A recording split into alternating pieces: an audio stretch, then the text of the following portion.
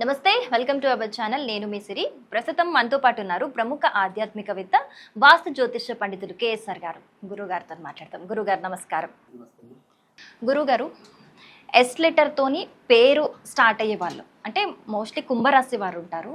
మరి ఎస్ లెటర్తోని పేరు స్టార్ట్ అయ్యే కుంభరాశి వారికి సెప్టెంబర్ మాసంలో ఏ విధంగా ఉండబోతోంది? మరి కాలం కలిసి రాబోతోంది అంటారా, లేకపోతే కాలం పరీక్షించబోతోంది అంటారా? ఏ విధంగా ఉండబోతోంది గురుగారు? తప్పకుండా. ఇది సెప్టెంబర్ నెల అనేది ఖచ్చితంగా గత 2-3 నెలలతో పోలిస్తే సెప్టెంబర్ మాసం కొద్దిగా పాజిటివ్గానే ముందుకెళ్ళే అవకాశాలు అయితే కనుక కొద్దిగా ఎక్కువ కనిపిస్తున్నాయి. ఎందుకని అంటే కనుక శుక్రుడు సెప్టెంబర్ 2వ తారీఖు నుంచి వీరికి భాగ్యస్థానంలో ఆయన స్వక్షేత్రంలోకి రావటం అనేది ఉంది. తర్వాత కుంభరాశికి యోగకారకుడిగా శుక్రుడిని కూడా చెప్పటం అనేది జరిగింది. కనుక ఎస్ అనే అక్షరం ఉన్న వాళ్ళనే కాకుండా అసలు కుంభరాశిలో అంటే మీరు చెప్పినట్టు ఏంటంటే ఎక్కువ అక్షరాలన్నీ కూడా ఎస్తో సేసో తర్వాత సా ఇవన్నీ కూడా మనకి మళ్ళీ మెలికిసా ఇవి దాంట్లో కనపడతాయి కుంభరాశిలో. అయితే మరికొన్ని అక్షరాలు కూడా ఉంటాయి, అంటే దాది, దానయ్య, దివాకర్, సో ఇలాంటివి కూడా వస్తాయి. కానీ సరే ఎస్ అనేది ఎక్కువ మెజారిటీ కదా, సో అందుకని వాళ్ళైనా తీసుకోవచ్చు, ఎస్ అక్షరం వాళ్ళు తీసుకోవచ్చు, కుంభరాశి వాళ్ళు జనరల్ కుంభరాశి వాళ్ళు కూడా పరిగణలోకి తీసుకోవచ్చు.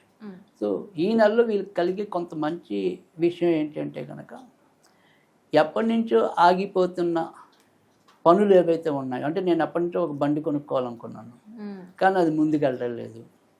సో ఎప్పటి నుంచో ఒక లోన్ మీద ఇల్లు కొనాలనుకున్నాను కానీ కొనటం అవ్వలేదు.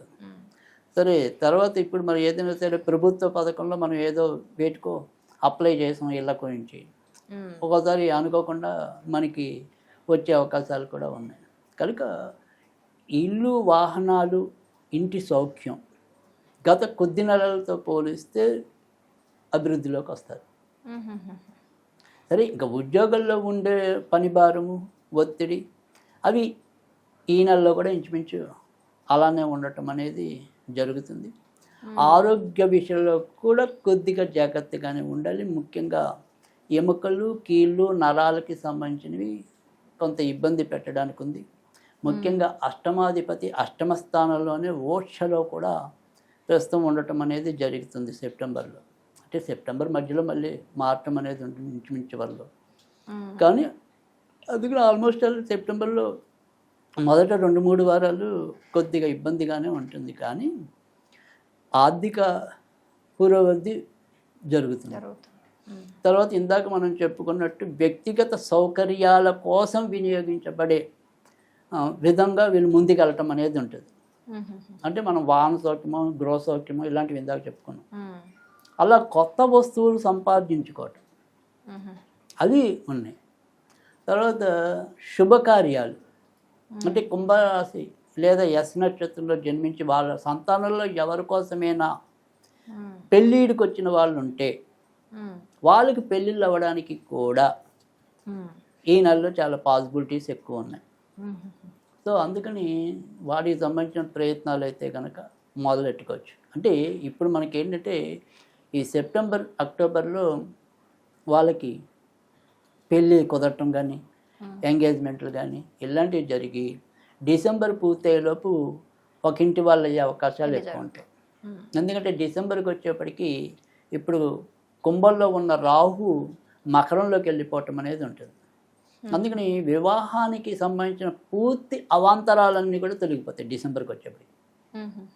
సో కాకపోతే దానికి నాంది అనేది ఇప్పటి నుంచే బిగిన్ అయిపోయింది. ఈ సెప్టెంబర్ నుంచే మనం నెమ్మదిగా గట్టిగా ప్రయత్నాలు చేసుకోవచ్చు. కనుక ఏదైనప్పటికీ కూడా కొద్దిగా భాగ్యోదయం అనేది ఈ నెల కుంభరాశి వాళ్ళకి ఎక్కువగానే కనపడుతోంది.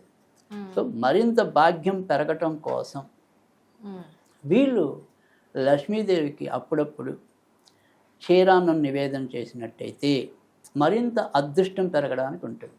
కనుక ఈ రకంగా అయితే ఖచ్చితంగా సెప్టెంబర్ మాసం భాగ్యమాసమే వీళ్ళకి. చాలా చక్కగా వివరించారు. ధన్యవాదాలు గురుగారు.